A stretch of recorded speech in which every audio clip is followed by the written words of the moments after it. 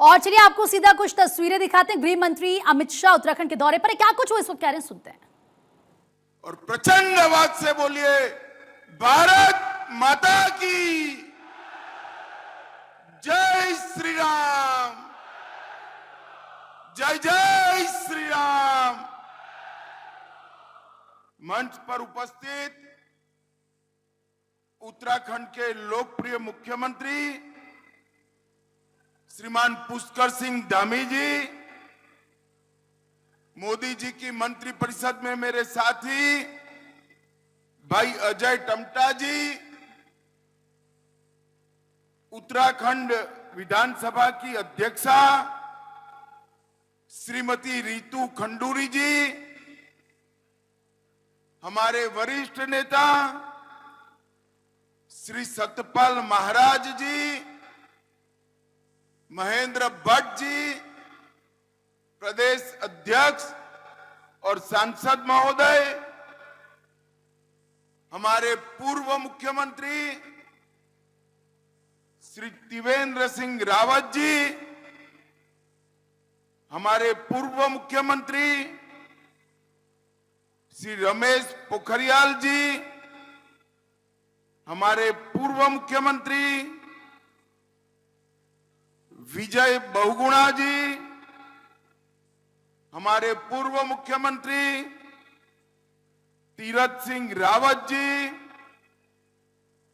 धामी जी की मंत्रिपरिषद के सभी सदस्यगण, सांसद और मेरे मित्र श्री अनिल बलूनी जी, सांसद श्री अजय भट्ट जी, सांसद श्रीमती माला राज्य लक्ष्मी शाह जी, सांसद श्री नरेश बंसल जी, उपस्थित सभी भारतीय जनता पार्टी के वरिष्ठ नेतागण और आज इस विशाल समारोह में आए हुए प्यारे भाइयों, बहनों, माताओं और मेरे जिगर के टुकड़े जैसे युवा मित्रों, आप सभी को राम राम। सबसे पहले पूरे देश की आस्था जहां पर निवास करती है, पूरे देश के सभी अखाड़ों के, सभी प्रकार के संगठन के संतगण जहां निवास करते हैं, वो देवभूमि उत्तराखंड को मैं प्रणाम कर कर मेरी बात की शुरुआत करता हूं। बाबा केदारनाथ धाम, बद्रीनाथ धाम, गंगोत्री, यमुनोत्री और हेमकुंड साहिब के साथ यहां विद्यमान अनेकानेक तीर्थों को प्रणाम कर कर मेरी बात की शुरुआत करना चाहता हूं। भाइयों बहनों, आज मौका है धामी जी की सरकार के 4 साल पूरा होने का, मगर इसके साथ साथ मौका है भारतीय जनता पार्टी की सरकार के 9 साल भी आज पूरे हो रहे हैं। 9 साल भी आज। अभी अभी मोदी जी आए थे, उत्तराखंड के 25 साल का महोत्सव शुरू कर कर गए। मैं आज इस कार्यक्रम के माध्यम से उत्तराखंड की जनता को बताने आया हूं कि एक जमाना था जब ये उत्तराखंड अलग पहचान, उत्तराखंड की संस्कृति, इसको बचाने के लिए उत्तराखंड के युवा मैदान में उतरे थे। और उस वक्त एक कांग्रेस पार्टी और समाजवादी पार्टी ने सहन न हो सके ऐसा दमन हमारे उत्तराखंड के युवाओं पर किया था। अनेक युवाओं को गोली लगी, उन्होंने बलिदान दिया। रामपुर तिराहा की घटना आज भी उत्तराखंड वासी भूले नहीं। मैं आज आप सबको बताने आया हूं कि उस वक्त भाजपा के वरिष्ठ नेता और उस वक्त के प्रधानमंत्री श्री अटल बिहारी वाजपेयी ने उत्तराखंड की रचना करने का काम किया था। एक कांग्रेस के सो कॉल्ड विद्वान कह रहे थे, छोटे राज्य कैसे टिकेंगे, इनकी अर्थव्यवस्थाएं कैसे चलेगी। अटल जी ने 3 छोटे राज्य बनाए थे, उत्तराखंड, छत्तीसगढ़ और झारखंड। आज तीनों राज्य विकास के रास्ते पर आगे बढ़ गए। और आज मैं कहने आया हूं, जब हमारी सरकार के 9 साल पूरे हो रहे हैं, मुझे याद है त्रिवेंद्र सिंह रावत जी को मुख्यमंत्री बनाया था। पहले कार्यक्रम में मैं आया था, तब मैंने कहा था मोदी जी, अटल जी ने बनाया है, मोदी जी संवारने का काम करेंगे, मोदी जी संवारने। और ये 9 साल उत्तराखंड के विकास के 9 साल हैं। ये 4 साल के अंदर मुख्यमंत्री धामी जी ने एक एक समस्या को चुन चुन कर समाप्त करने का एक रचनात्मक अभिगम लिया। इसके कारण उत्तराखंड आज विकास के रास्ते पर 2 दूनी रात चौगुनी गति से आगे बढ़ रहा है। और मित्रों, आज ही 1132 करोड़ के जन सुखाकारी के अलग अलग कामों का लोकार्पण और भूमि पूजन हो रहा है। आज यहां पर नई न्याय संहिताओं की प्रदर्शनी का भी उद्घाटन हो रहा है। मेरे उत्तराखंड देवभूमि के सभी वकील मित्रों को मेरा आग्रह है, न्याय प्रणालियों के साथ जुड़े हुए सभी युवाओं को और विशेषकर माताओं बहनों को आग्रह है कि ये प्रदर्शनी जरूर देखिए।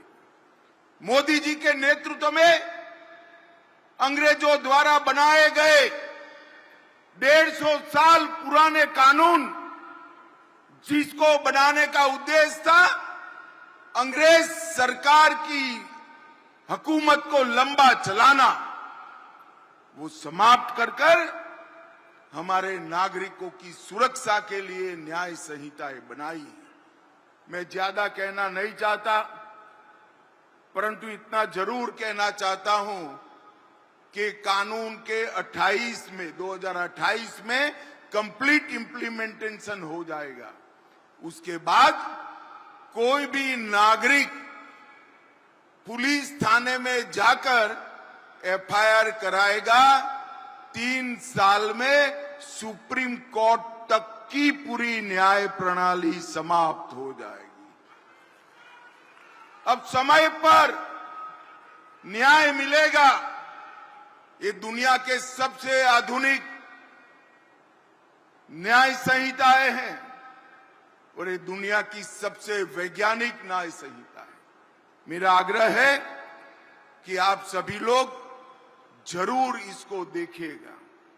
आज यहां पर जोर जोर से नारे लगा रहे हैं। 1900 युवाओं को पुलिस आरक्षियों का नौकरी मिल गया है। मैं सभी युवाओं को मन से पूछना चाहता हूं, अगर कांग्रेस की सरकार होती तो ये नौकरी आपको मिलती क्या?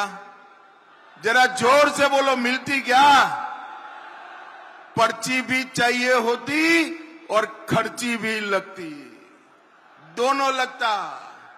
अब कोई सिफारिश की जरूरत नहीं, कोई रिश्वत नहीं देनी है। पहाड़ पर रहने वाला हमारी बूढ़ी माँ का बेटा कोई सिफारिश के बगैर आज नौकरी प्राप्त कर कर अपने घर जा रहा है। इसी को शासन और यहां पर धामी जी ने जो नकल विरोधी कानून बनाया है, वो कानून ने एक प्रकार की पारदर्शिता रोजगारी क्षेत्र में लाई और इसके कारण ये संभव हो पाया। आज यहां पर पाकिस्तान और अफगानिस्तान से आए हुए लगभग 200 लोगों को नागरिकता दी गई। मुझे बरोबर याद है भाइयों बहनों, जब मैं सीए का कानून लेकर आया था तब एक कांग्रेस, सपा, बसपा, ममता, डीएमके सारे के सारे लोग संसद में हो हल्ला करे थे। मैं आज फिर से कहना चाहता हूं, इस देश पर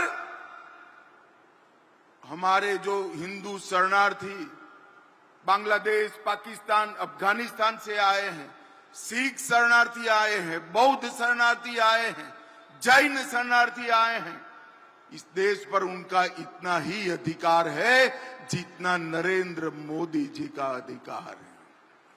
वो हमारे देश के नागरिक हैं, मगर तुष्टीकरण की राजनीति के कारण आजादी से अब तक उनको नागरिकता से वंचित रखा गया। ढेर सारी यातनाएं झेलकर हमारे देश में शरणार्थी बनकर आए हैं, अपना धर्म बचाने के लिए, अपने परिवारों की महिलाओं का सम्मान बचाने के लिए। क्या भारत उनको नागरिकता नहीं देगा?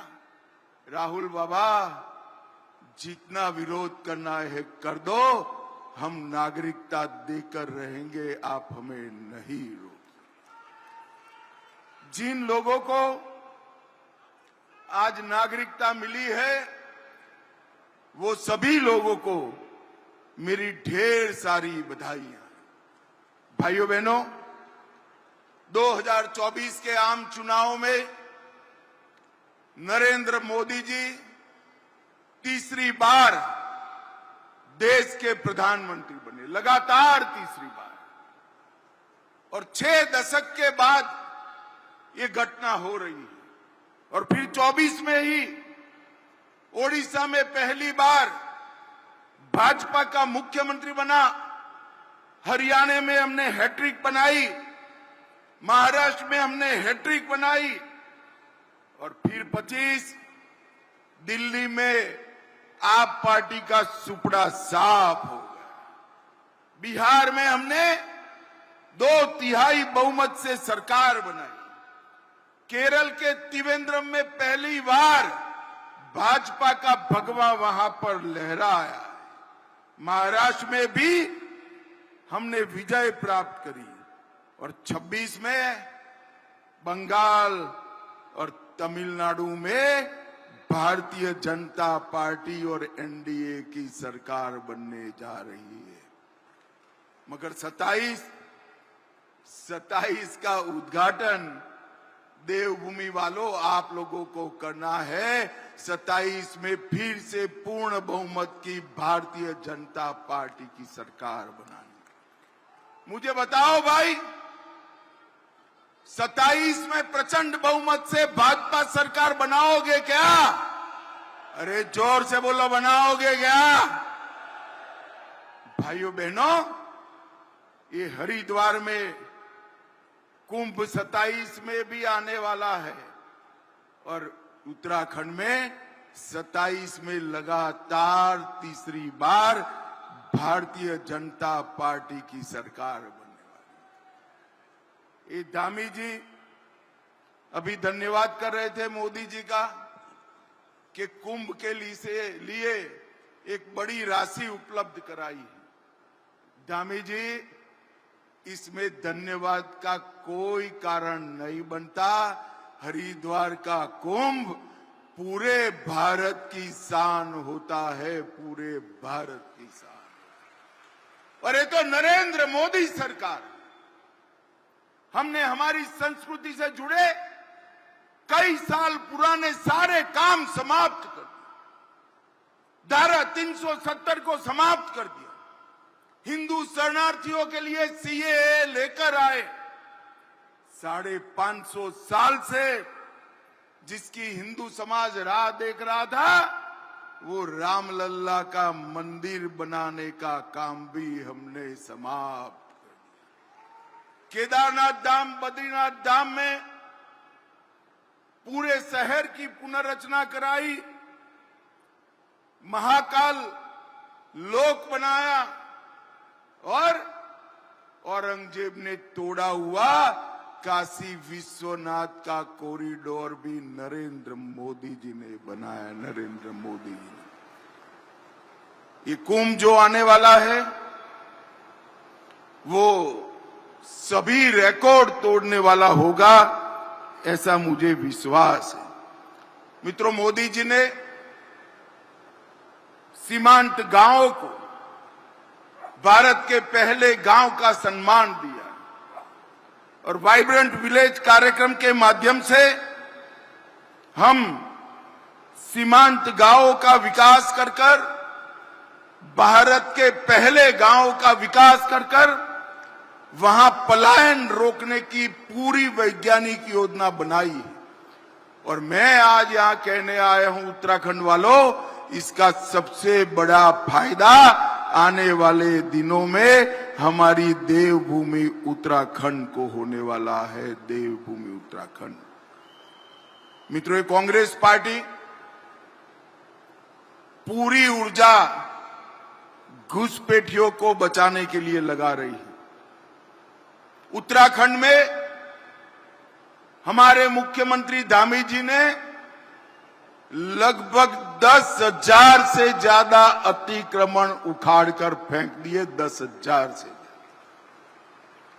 सिर्फ अतिक्रमण की बात नहीं है, मैं आज उत्तराखंड की जनता को कहने जा रहा हूं कि पूरे देश से जहां जहां घुसपैठिया है, केदारनाथ धाम से लेकर कन्याकुमारी तक, एक एक घुसपैठिए को चुन चुन कर हम भारत के बाहर निकालने का काम करेंगे। भारत के बाहर। राहुल बाबा को जितना विरोध करना है उतना विरोध कर दे।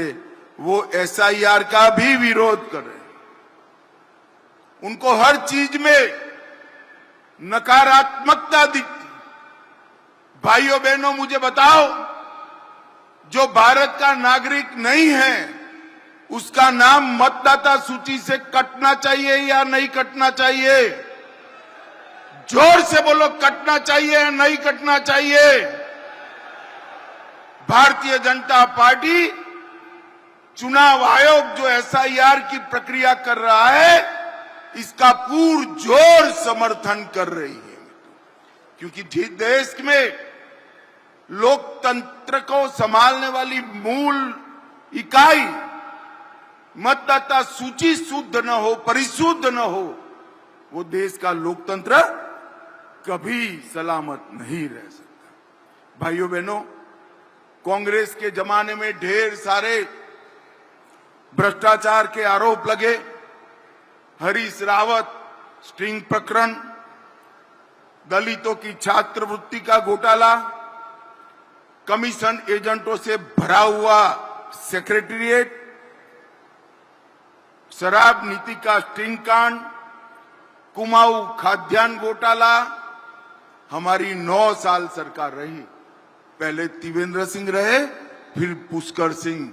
हमारे विरोधी भी हमारी सरकार पर भ्रष्टाचार का आरोप नहीं लगा सके हैं, नहीं लगा। एक पारदर्शी तरीके से यहां पर 9 साल सरकार चलाने का काम भारतीय जनता पार्टी ने किया है। मित्रों, हमने इस देश से तुष्टीकरण की नीति को समाप्त कर दिया। मैं तो बधाई देना चाहता हूं धामी जी को। धामी जी यहां पर यूनिफॉर्म सिविल कोड लेकर आए। नागरिक का धर्म कोई भी होगा, एक ही कानून से उसको देश में रहना होगा। और उत्तराखंड हमारा देश भर में यूसीसी को लागू करने वाला पहला राज्य बना है, पहला राज्य बना। और ये यूसीसी ही जनसांख्यिकी में जो अप्राकृतिक वृद्धि है, ये अप्राकृतिक वृद्धि को रोकने का काम भी यूसीसी ही करने वाली है। और मोदी जी ने जनसांख्यिकी के बदलाव के लिए एक हाई पावर कमेटी भी बनाने का निर्णय किया है। कुछ ही दिन में वो कमेटी अपना काम शुरू कर देगी। मित्रों, आज मैं यहां आया हूं तब कांग्रेस के लोगों से हिसाब किताब भी मांगना चाहता हूं। भाई, मांगना चाहिए या नहीं मांगना चाहिए? जरा जोर से बोलो, मांगना चाहिए या नहीं मांगना चाहिए? 2004 से 14 तक कांग्रेस पार्टी ने डिवोल्यूशन की ग्रांट और ग्रांट इन एड उत्तराखंड को सिर्फ 54,000 करोड़ रुपया, 54,000। और मोदी जी ने वही 10 साल में 4 से 24 में 1,87,000 करोड़ रुपया देने का काम। इसके अलावे 12,000 करोड़ का केदारनाथ, बद्रीनाथ, यमुनोत्री, गंगोत्री 900 किलोमीटर का 4 धाम महामार्ग, दिल्ली देहरादून इकोनॉमिक कॉरिडोर 8,000 करोड़ का, 5,000 करोड़ से उत्तराखंड में 30 राष्ट्रीय राजमार्गों का निर्माण, 2200 करोड़ से टनकपुर में 8 मार्गों का निर्माण, नजीबाबाद अफजलगढ़ बाईपास, पुरकाजी लक्सर हरिद्वार रोड का नवीनीकरण। और मित्रों, विकास का द्योतक राज्य का बजट होता है। 2009